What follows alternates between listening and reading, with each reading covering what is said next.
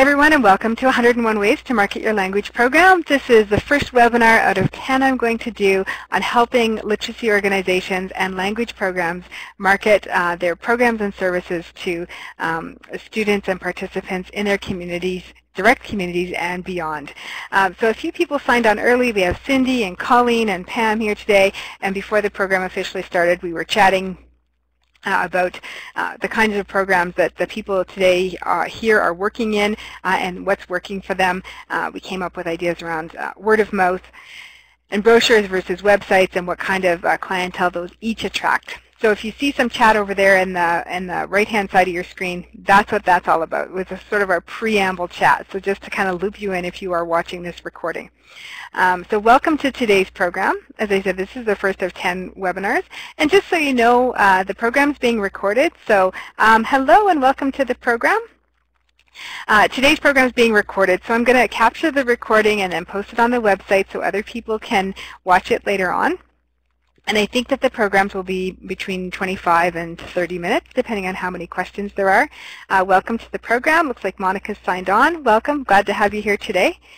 And over the 10 weeks, we're going to cover different aspects of, get some of the highlights here. Everything is based on the ideas from my book, 101 Ways to Market Your Language program.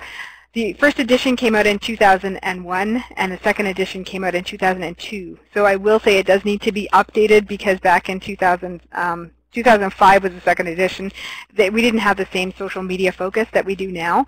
But there's still a lot of sort of basic ideas and principles that apply. So what I'm doing is I'm taking highlights from this, and I'm interspersing them with some brand new material as well in terms of social media and that kind of thing.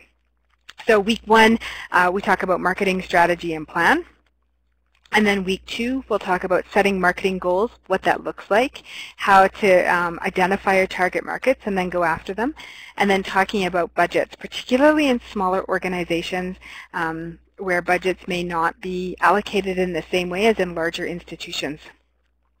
And in week 3, we'll talk a lot about marketing language, writing marketing materials, so everything from a website to your brochures and everything in between, and a little bit of the copywriting is the term that they use in advertising, and how to do that for your own program.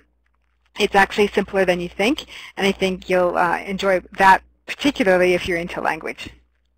In week number 4, we'll talk a little bit about business cards. I'll give you some tips and some of my favorite suppliers for low-cost products that I use, and I'll show you some of the products that I use as well, and we'll talk a little bit about designs and templates and those kinds of things, newsletters, signage for your program, and some no-cost, actually, email programs that can help you stay in touch with people.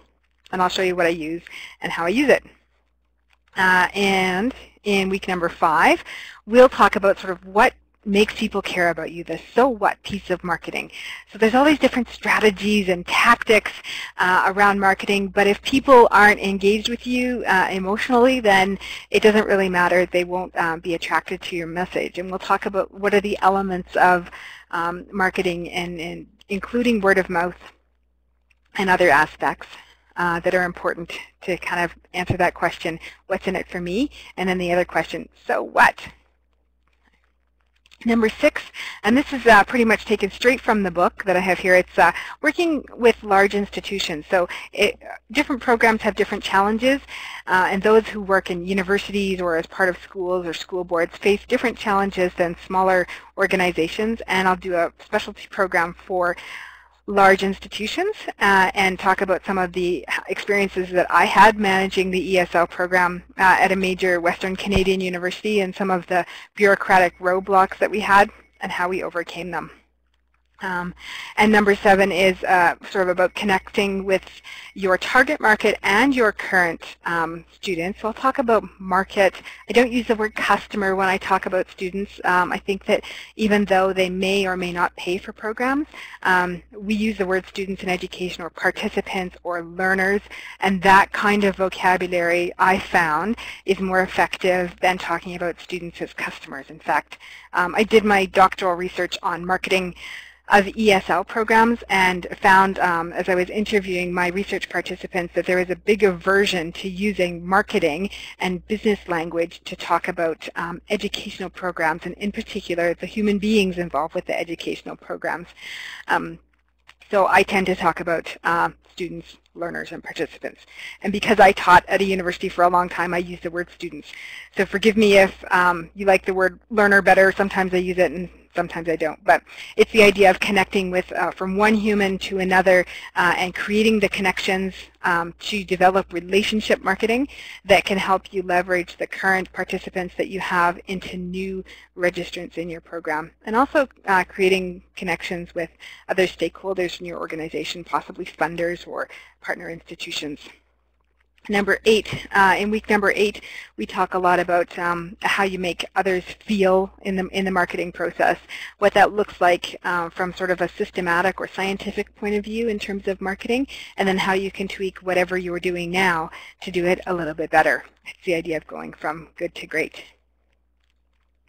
In week number 9, we talk about effective follow-up. So marketing is often focused on the front end of the process in terms of what are we going to do and planning the strategy and then executing the strategy. And the downfall of some marketing programs is that after the strategy has been implemented, that there is not very much in way of systematic, methodical follow-up.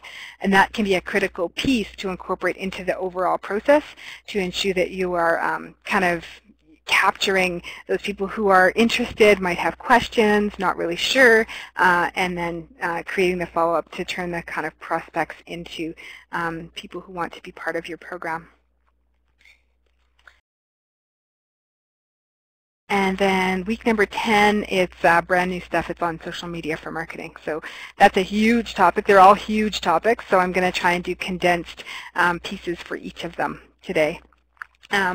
Palmina, welcome to the program. And we had a little bit in the way of introductions before you all signed on. So I would love to know where you're tuning in from today and what kind of program you work in. Do you work in literacy? Do you work in second languages? Do you work for a nonprofit or a private language school? Let us know sort of who you are and what brings you to the program today. I'm delighted that you're here. I didn't know when I put this up on the blog and on Twitter if anybody would actually register. So I'm thrilled that you're here. I guess it means that the marketing worked. Woohoo! It's kind of hard to, do a marketing program and then you feel that you've promoted your own program and nobody shows up. That would really stink. So I'm really glad you're here. Oh, welcome from Italy. That's fantastic. I'm so thrilled that you're here today. That's wonderful. Super. Well, today we're going to talk a little bit about marketing strategies and plans, and I have some handouts for you at the end of the program that you can download. So I'll share the link with you at the end of the program as well. One of the things that I found really helpful when I work in particular with nonprofit organizations and language schools is the idea of defining the program. Often what I hear is, well, we do a little of everything. Wow, to a prospective student or even a funder, that doesn't really tell them a whole lot. So to be able to clearly articulate what it is that you do in sort of 30 seconds or less. Business marketers will call this the elevator pitch. Monica, I'm just seeing you're from Toronto. Alpha Plus, super. Wonderful, I'm glad you're here today. Okay, so this idea of an elevator pitch, it can sound kind of artificial and a little stilted, and this is a formula that I learned from a fellow who works in healthcare, a friend of mine, Brian Lee, and he helped us to kind of define this for what we do as, independent workshop facilitators and so forth. And I've adapted it for you here today, and this is something that you can use in terms of your organization and what it looks like. So the idea is, at our organization, we use our blank and blank, and each of those blanks is a noun, in order to, verb, and another verb. We do to this, and then in order to, and you put how you make a difference. So it can seem a little confusing. I think I have an explanation. No, I don't have one here. So for example, if I was talking about my own company, I might say, oh, I'm a company of one. But I could say I use my expertise in marketing and background in promoting second language programs to help other language programs and literacy organizations make a difference in the work that they do in order to reach more students and connect with individuals on a community or global level. That was just off the top of my head, right? I hadn't actually prepared that before today. On your handout that you can download later, there's a more succinct one that I put in for my little company of one. And you can write this out and see if it works for you in order to define your program. I'm a big believer in you need to know what you're offering and before you can offer it. And being really crisp and clean about that and clear with prospective students and funders. You should be able to say this at a cocktail party and have it roll off your tongue and sound pretty natural. A little bit about what we're talking in terms of strategy or setting the goals, right? The goals that are measurable and realistic and that you can reach them. I'll talk a little bit more about goal setting next week, but I wanted to kind of plant the idea that with a strategy we'll start with goals, and then who do you want to reach in terms of a target market? Is it currently people in your community, you know, and what age groups, what age targets, and thinking about are we trying to target women or men, and kind of defining the demographic of your target market. And then what's the point of it? So are you trying to get increased program registrations? Are you trying to increase your profile in the community or, you know, attract funders to what you're doing? There can be different purposes to marketing. And I don't think I have a slide for this for the next point, but it occurred to me that, you know, there's these 5 P's of marketing. It used to be 4 and now it's 5. It's the idea of pricing your program powerfully. And I have some formulas that I can share with you. And I think I'll probably do that in week 3 or 4. But it's the idea of how do we set a price for our program that allows our program to be sustainable over time and also makes it accessible for our learners. We've got the place, which is the delivery. The delivery might be a physical place where you offer your classes, and it could also be online, like a webinar. In traditional marketing, those are called your distribution channels. Your products, so the actual classes that you offer. Now, we don't like to talk about products in education, but if you think of your classes and your workshops as products, what is it that you're offering? And then the promotion. Lots of people, when they think about marketing, they think just about the promotion piece. And really, there's so much more to it traditionally, right?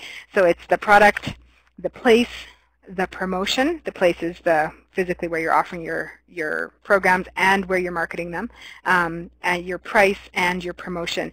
And number 5 that we've sort of created for the 21st century that marketers are talking about now is partnerships.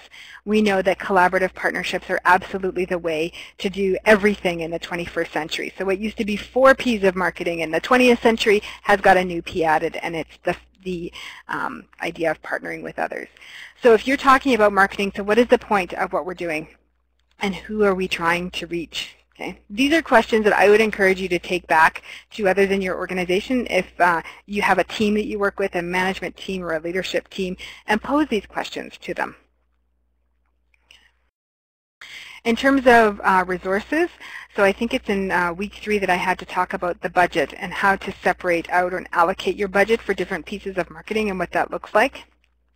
One of the conversations that I have with organizations, and in particular nonprofit organizations, is the idea of looking at resources as something bigger and more comprehensive than your dollars. This is part of the asset-based or strength-based approach that I take to my work. Often when I work with people, I'll hear, oh, we don't have any money, we don't have any resources, we don't have any time. And I really challenge people that I work with to say, okay, so what do you have? What are we working with in terms of social capital and physical assets that you have in terms of the space that you might have and the people around you, your boards of directors, your volunteers, those kinds of things. The idea of building social capital into the idea of your resources is a huge piece because often the social capital can be more valuable than the financial capital for an organization.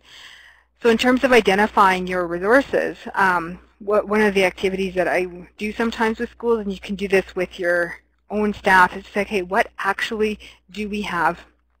Hi Chris, welcome to the program. What actually do we have in terms of resources, and then how do we leverage those? And the first step is to be able to identify them. And as I said, I take a strength-based or asset-based approach to my work, and I use a lot of what's called an ABCD approach. Has anybody ever worked with this at all? An asset-based community development approach, ABCD. And I find that even if it's not community development, and it could still be working with a private language school, an asset-based or strength-based approach is hugely helpful, particularly in organizations that have had an impoverished view of looking at their own resources. And it's grown out of the work of appreciative inquiry from David Cooperrider.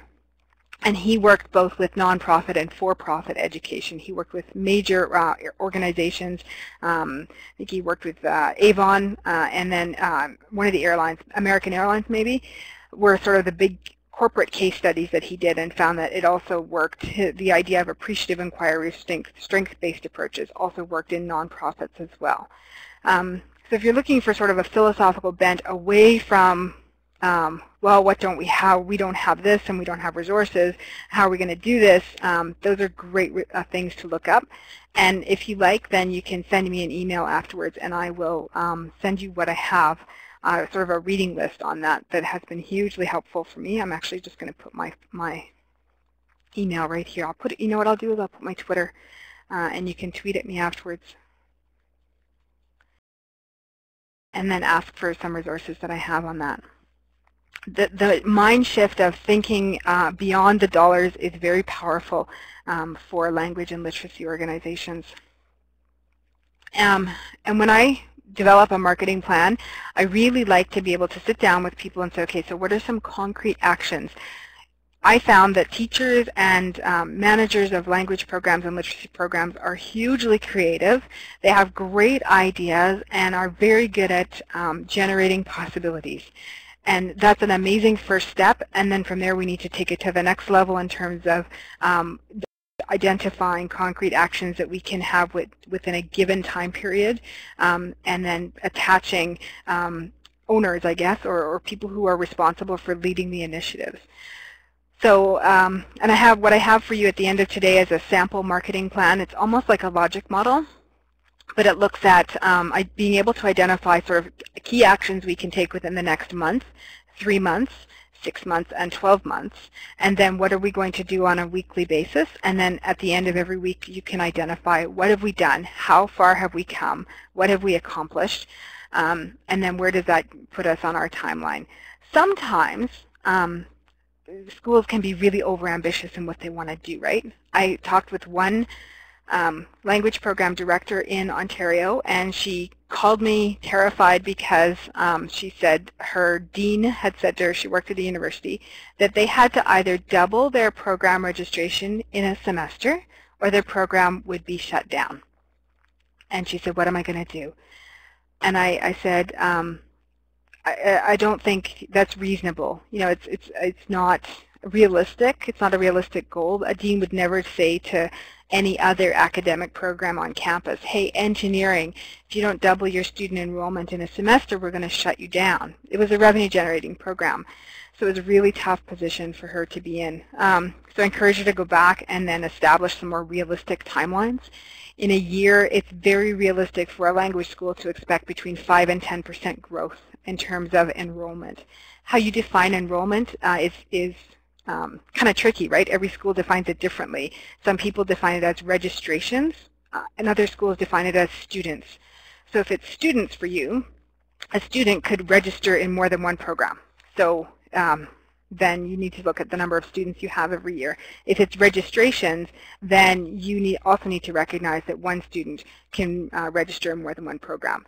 It doesn't matter how you quantify your registrations as long as you're consistent. And are we talking about the actual individuals or the number of registrations in each program? I do encourage language schools and literacy programs to keep track of everything. Even if you don't use a formal registration system over the computer or a sophisticated learning management system, keep track of everything for your registrations and monitor. You can monitor on a monthly and quarterly and annual basis how you're doing in terms of if you are wanting more registrations And how does this year compare to last year? I'll try and I'm going to make myself a note right now to post the comparison sheets that I use and have used with other schools to compare where are we this year, where were we this time last year, where were we this time the year before, and I have it set out in a spreadsheet that's done by month. So you can see, okay, in January of 2011, this is how many registrants or students we had, and in January of 2010, this is how many students or registrants we had, and here's how we're comparing one year to the other. And it's a helpful tool because it shows you maybe you are growing a little bit faster than you thought you were, or maybe there's some areas for opportunity there. In terms of going back to the marketing activities, though, being very, very clear on concrete actionable items with timelines attached to them. And then what do you expect to happen from them? So, for example, one of the actions we want to take is, for example, we want to visit the local farmers market 4 times in the next month to try and, increase our relationship with local farmers and, for example, temporary foreign workers, and as well farmers and other consumers in our community who are concerned with, say, grassroots or community type initiatives, right? So what would you expect to happen? We would expect our staff to have conversations with at least 25 people. If we have a table at the market for 2 hours, for example, and we have 2 people there, we'd like each person to have, say, 25 conversations and hand out some brochures and and assess then, is that generating phone calls or emails or what have you. And one of the things in terms of what you expect to happen in terms of your output will be to allow a long period of time for a return on your investment. One of the things I found with my PhD research was that particularly with the launch of a new program or a new language program is that it can take anywhere between, are you sitting down, 2 and 5 years for a program to get traction. So that means if you have a new program that's in your calendar, say you're starting a new program, Business English, that you've never offered Business English before, you've only offered general English classes, and you think, okay, our students are telling us that they want this program, and you put together a curriculum, you put it in your calendar, and then nothing happens. That nothing happening the first time you put it in your calendar is perfectly normal. Really frustrating, but it's quite normal. And the idea behind it is that you haven't given it enough time for it to take action or get traction. So it needs to be in your calendar you need a commitment of at least 2 years before you shelve the program and say it didn't work, which is very scary for programs that are looking for increased registrations right away. So one of my suggestions to you will be to build that expectation of a long return on your investment into your marketing endeavors. And what do you expect to happen, and when do you expect it to happen? And just build patience into the program. One of the #1 frustrations that I hear when I work with language programs and literacy programs is that things aren't happening fast enough, when really it's quite normal to have that long. In business it would be called a sell cycle or a sales cycle, and with us it would be a registration cycle. Okay. And what does it mean? You'll know you've been successful when we've increased registration by 10%, when we have more people at our events. We have an increase of 25% of people at our next open house. What does success look like for you? This is a critical piece of a marketing plan because to just say we need more registrations is not enough. And it's not enough because it's too vague. It's like saying at the beginning of the new year, my New Year's resolution is to lose weight. Not that I couldn't stand to lose weight. I definitely could. But to be able to say, okay, I expect this outcome of X amount, whatever it is. We'd like 20 more people in our program this year. What does that look like over a 12-year period? For example, okay, so we'd like 20 more people. That would be an increase of 2 people per month. That would give us 10 months. Let's say our program's not open in July and August, so for 2 months we're closed. That could be a realistic expectation and outcome. But to be able to answer that question, we will know we have been successful when. And have that conversation with your leadership team, your management team, and see what you can come up with. Often this is a very difficult part of the process and a critical piece of a plan, because without being able to identify the measures of success, then you won't be successful because you don't know what counts as success. And in terms of your community and so what? So what does this mean for our learners? Does this mean that in the case of a literacy program, we're going to be able to track our learners over time and stay in touch with them? So if you have learners who, for example, and you're in a program where you're teaching people basic job skills, you need to be able to stay in touch with them and follow up with them. And what happened to them? What happened to them 3 months and 6 months and a year after your program? I would say do everything you can to stay in touch with your learners and track their success over time. And those people then will become your success stories. They can give you testimonials that can demonstrate to your funders or prospective students, or both, the impact that your program has over time. And the idea of capturing those stories. So if you're not staying in touch with your learners now, then make a point. If you can do one thing this year, that would be it. It would be to stay in touch with your learners. Okay? Because that will give you a qualitative perspective in addition to an increase in your numbers, for example. So if at the end of your year you can say, okay, we want to be able to report in our annual report that we had a percentage of increase of registrants in our programs of 10%.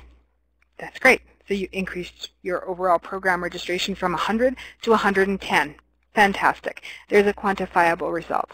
And in addition to that, we were able to say, you know, here's John. Here's our story about this successful person that we had. And he took our program, and now he's employed full-time in this local company, and he's got a full-time job with benefits that it's the first time in his life maybe he's had a full-time job. In everything that we do for evaluation, you need both a qualitative and a quantitative approach. For private language schools and university programs, there's a tendency to focus on the business side of things, which is all about the numbers. And for evaluation as well, you need to have the emotional side of it and show the impact. Because let's face it, businesses are not just about, organizations are not just about the bottom line. They're also about, you know, in our case, making a difference in the lives of our students, which then has that effect of, of then making a difference in our community. And kind of that's why we're all here, right? We want to see our students grow and be successful, increase their skills, and have a better life than what they have now, whether we're teaching second language or literacy skills. That's why we're here. So both of those are important.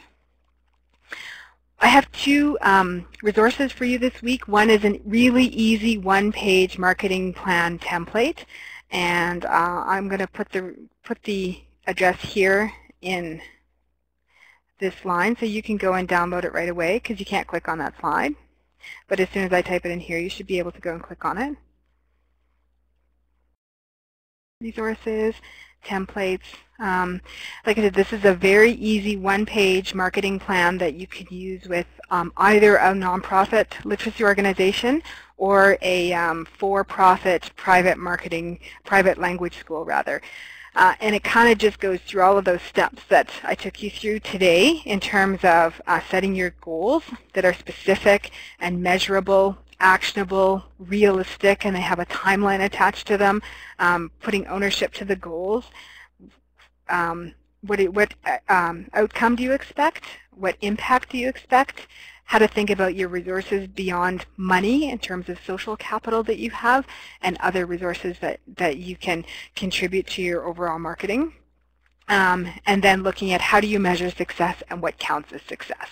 And if you would like any feedback on your template, then by all means send me a message or let me know, and I can give you some feedback on how you put it together and if I think it would work or not. I'd be glad to do that for you if you're here today. And then the last template that I have for you is the defining what you do. So at the very beginning of our session today, I'm just trying to think when that was. Let me just go back to slide number 6 there. Nope.